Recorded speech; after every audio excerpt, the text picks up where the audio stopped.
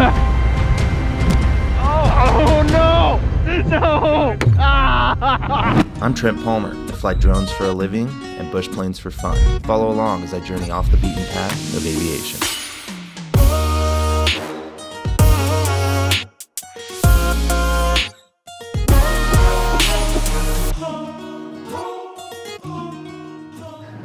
What's up, guys? I hope you are all doing well and you're staying safe and sane during these absolutely crazy times we are living in. Now, in my last video, I had asked you guys if you were cool with me showing you things aside from just manned aviation, and you guys sounded like you're open to it. So this one today is gonna explore something that probably is of no surprise to you guys, that wind is not my best friend. Whether I'm flying the real plane, flying drones for work, flying RC for fun, and even out riding the electric dirt bikes in the backyard, wind is like my worst enemy.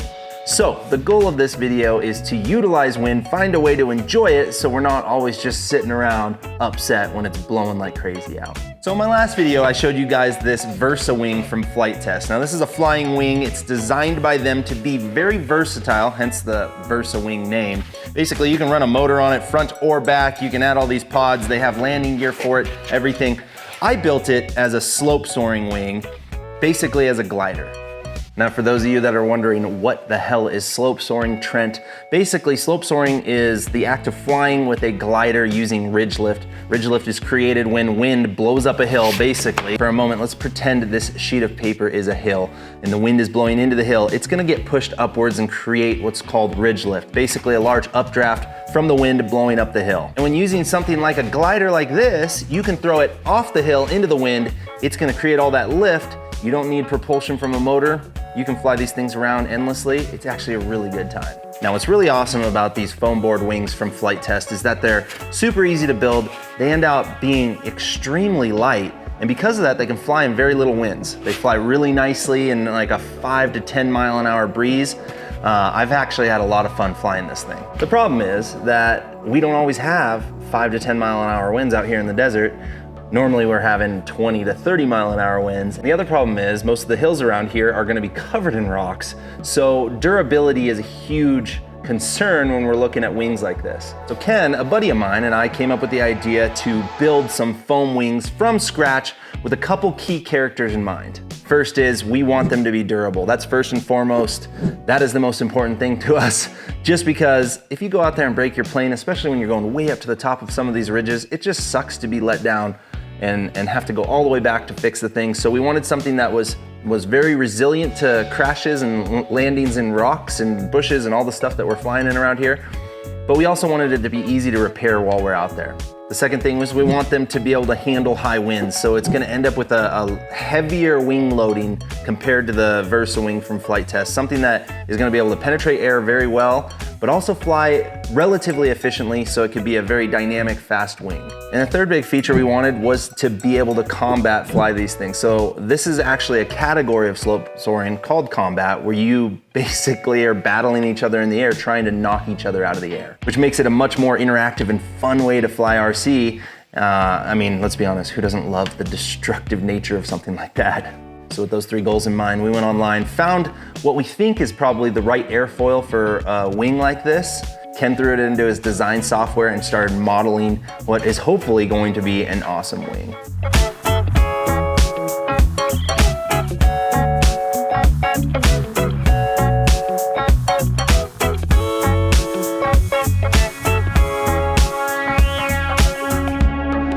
Now, after Ken spent a couple hours designing it in SolidWorks, we went ahead and headed to Ken's hangar, which is also his awesome little shop laboratory for building stuff like this. And we set to work to cut these things out on his 4-axis hot wire CNC machine that he had designed himself years ago. I was half tempted to just build another one. Oh, a whole new machine? This thing, I built this thing in 2004. I saw the circuit, I etched the circuit board in here. Oh, right there. The parallel port breakout board, I etched 04 on it.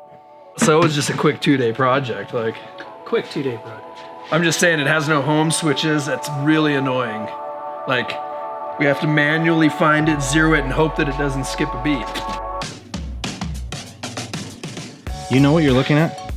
I do. I'm Just numbers. I'm just trying to think of like the numbers and how they're gonna. Once we get the program doing the motion we want it to, then we'll try it out on the cheap polystyrene foam. And then if we get that tuned in, we'll try it on the polypropylene. Now, since the #1 goal with this project was durability, we decided to go with EPP foam. And for those that aren't aware of EPP, basically it's expanded polypropylene. And the way that it differs compared to, say, standard styrofoam is that it's very rubbery. It's very durable and it's very lightweight. It doesn't dent and it doesn't crack very easily. So for something like an RC plane, it makes a very durable option. So that's styrene. This is 3-pound density. Very similar thickness. The hard thing though with EPP is it's really hard to find these days. Most model aircraft are made out of them, but normally they're injection molded. We could only find one place in the United States that even had this stuff, and it ends up being pretty expensive. I think we spend like 50 bucks per sheet of this stuff once it's shipped, which really isn't that expensive, but when you start thinking that we're gonna like huck these things off a hill and hope that they come back, these things start to add up.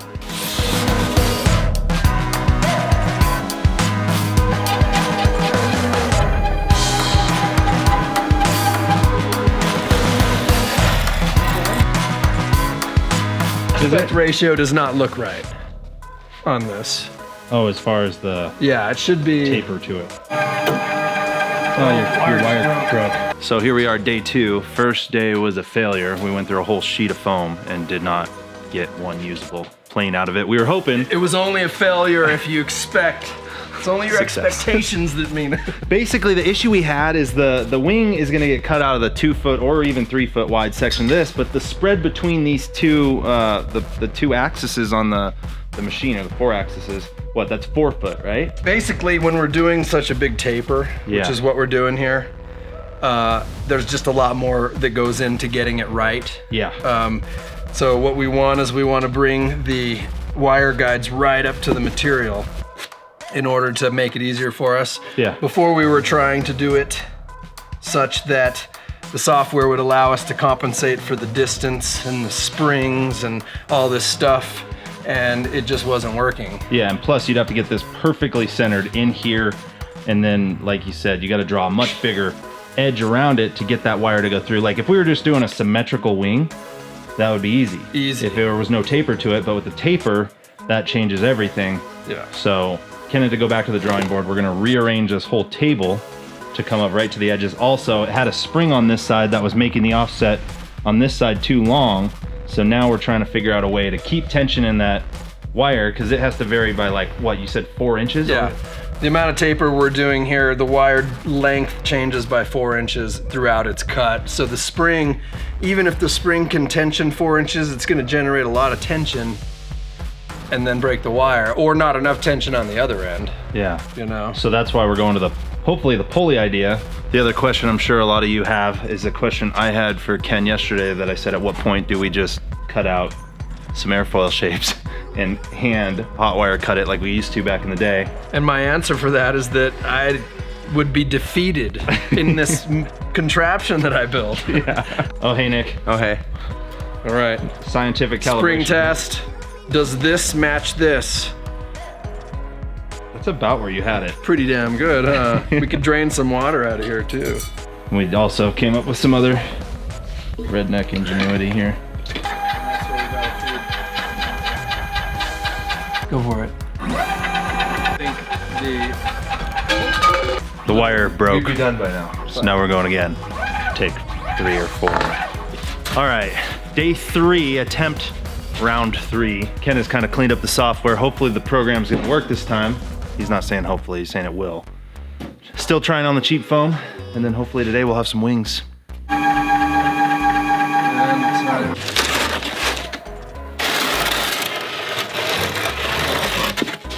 trailing edge is a little weird. So, You know, that still might be the correct one right there. Yeah. This is gonna be our first EPP flyer right here, I think. this will actually turn into a plane, hopefully. Comes out. Oh, it's so flimsy. How could this even be a thing?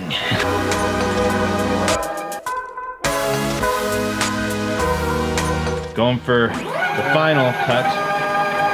right side number 3. We have 3 out of the good foam left wings. 1 we had to slice, which is what we're doing now, but that could just be glued together, and then we got all those. So hopefully be able to make 3 real planes out of this. After that, we stepped over to Ken's laser cutter, cut out some winglets out of this really cool metallized fiberglass, almost carbon fiber looking stuff. This is aluminized fiberglass in a honeycomb weave. It's really cool looking. So now that we had all the parts cut out, it's time for the assembly, which is as simple as taping the 2 wing halves together. Then we added some 1x6mm carbon strips to use as spars to stiffen the whole wing structure up. Simply by slicing the wing, adding a little baking soda as our catalyst, and then dripping in some CA glue, we were able to get that CA to really hold into that foam. Then to add an extra layer of strength, we decided to add a shock cord, which is something that I learned from Crash Test Hobby. Basically a string that goes around the entire thing that helps in a frontal impact so that the wing doesn't try to tear at the back. So basically you run a slit around the entire edge of the wing, front and rear and on all sides, pull that cord into it, and then run glue along all the edges. Then it was time to mask and paint these things using a plastic safe spray paint.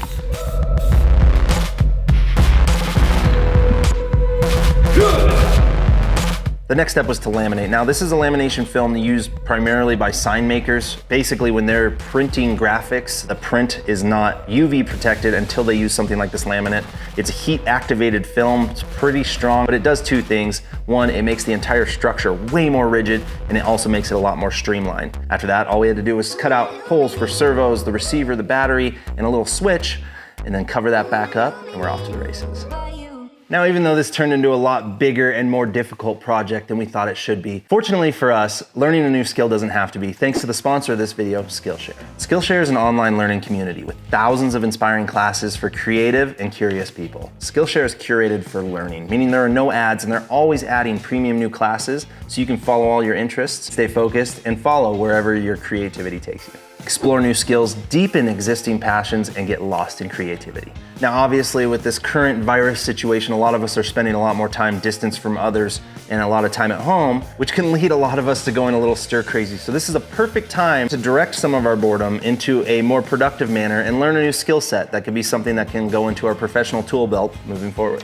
Interestingly enough, the class I've gotten the most out of isn't even in the photo or video world. It's actually a class on productivity called How to Accomplish More with Less. It basically focuses on essentialism, how to do more of the right stuff. Now, someone like me who is self-employed, who primarily works from home, it's very easy for me to get distracted. So something like this, teaching me some better productivity and staying on track, absolutely worthwhile. I highly recommend you guys check it out. The first 1,000 of my subscribers to click the link below are gonna get a free 2-month trial of premium membership so you can explore your creativity. Thanks again, Skillshare, for sponsoring this video. Let's go fly these things.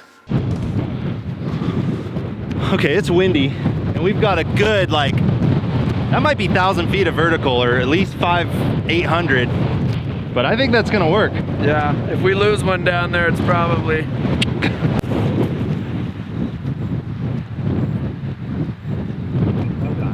Oh! See those winglets? Holy sh**. Was it trying to stall? Yeah. Or is it just more aerobatic? Out there. So we added some cardboard. I think the winglets were too small. It was kind of yawing on us, so. Field fix.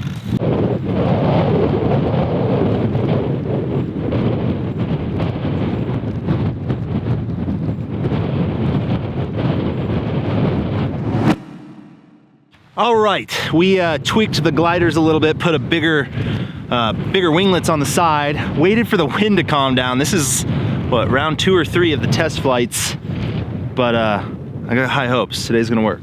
We got bigger wingtips this time. Only time will tell. Oh, no problem, all day. I was made to be a legend for the kingdom, for the throne. This is the moment I've waited for all of my life. This is my legacy, this is my moment to rise. I was born to win. He lost the winglet. Yeah. I was born to win.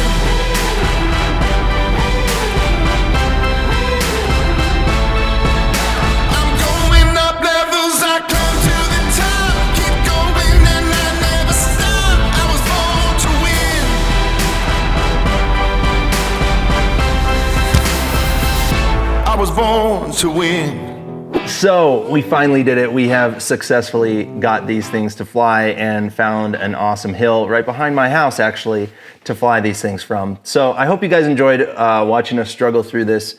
You know, we did some math and we found out that we actually probably spent about as much as it would have cost just to buy these. So anyone that's wondering, was it worth it? Well, yeah, it was a lot of fun to build, but if you guys are thinking about getting into these, like I said, you can get something like a flight test Versa wing for very cheap, and they fly very well and even lower winds. If you're looking for something like a combat wing, I know Zaggy makes their 5C. They've been building that thing for like 20 years. I've built a few of them, they fly great. But overall, this was a fun project. Glad we did it. I hope you guys enjoyed watching it. And you guys know the drill. Like this video if you do, subscribe if you haven't. Come be my wingman. See you on the next one. Peace.